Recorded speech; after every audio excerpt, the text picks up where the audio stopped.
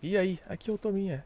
E o japonês, favorito dos jogadores de Final Fantasy XIV, andam falando um tanto de coisas em entrevistas recentes. Então, resolvi trazer essas infos para vocês hoje e comentar um pouco sobre. De quebra, uma outra novidade adicional do Final Fantasy XIV, já que o próximo patch vai demorar a vir. Achei interessante comentar sobre isso tudo agora, então vem comigo.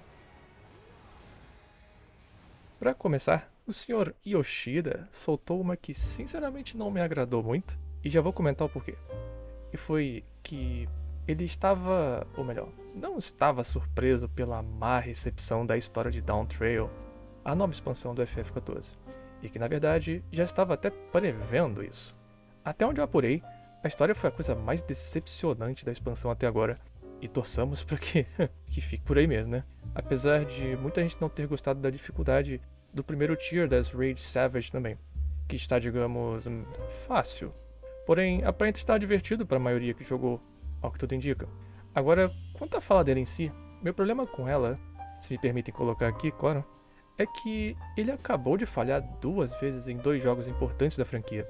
Um foi o Final Fantasy XVI, que não foi um lançamento bom, nem um pouco bom, e ainda desagradar consideravelmente no principal jogo da empresa, no caso o 14, que é a, digamos, vaca leiteira da Square Enix.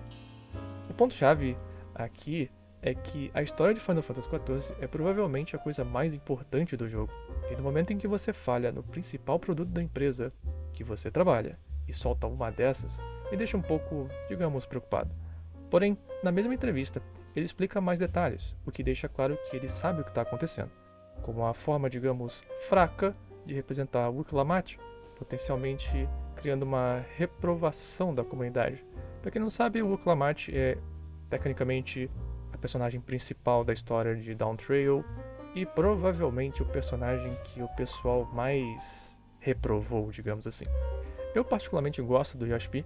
Ele fez um milagre em colocar esse jogo nos eixos lá no Realm Reborn 11 anos atrás. Mas minha mais humilde opinião, ele não deveria nem ter deixado algo duvidoso assim ser aprovado. Por mais que seja difícil ter certeza disso com algo novo, afinal, ele tem um histórico de 11 anos de jogo. Será que é tão difícil replicar algo melhor, ou ao menos equivalente ao que já foi lançado antes? Ainda temos muito tempo de Dawn Trail pela frente, então acho que eles conseguem alinhar o resto, apesar de temer um mais do mesmo até o fim da expansão. Inclusive, algo que se soma a isso, um bom tempo atrás, lá em janeiro, ele deu outra entrevista brincando que, mesmo se fosse demitido, que para mim seria uma coisa péssima para o jogo agora, continuaria jogando o jogo e dando feedback ativamente. Ele complementa que, mesmo se ele morresse ali na hora, o time de desenvolvimento conseguiria manter o jogo numa boa, algo bom de ouvir, se tratando do futuro. Bom, ao menos ele é sincero e demonstra gostar do jogo, né? Uma outra fala, numa entrevista na Famitsu, agora comentando sobre a dificuldade das dungeons da nova expansão, agora no dia 4 de setembro. Esse assunto foi bem falado no lançamento da expansão. Trouxe uma info que me agradou bastante. Segundo ele, o bem pequeno, mas notório aumento na dificuldade foi visto mais como positivo que negativo pela comunidade, seja global ou até mesmo a japonesa. Na real, esse pequeno estresse adicional, citado por ele anteriormente, inclusive comentei isso na minha análise do Dawn Trail, vou deixar no card aqui em cima para caso queira assistir, acabou se concluindo como algo divertido. Num post comentado essa semana lá no Reddit do Final Fantasy XIV, deixou bem claro que muitos concordam com a fala do diretor, algo também bom de se ver. Apesar do Reddit não refletir uma maioria real da comunidade. Para mim, sinceramente, a única dungeon meio que um pé no saco, mas não diria difícil, é a Stray of Deadwalk, a DG nível 100 lá dos fantasminhas do parque de diversões. De resto, eu achei bem de boa, sinceramente.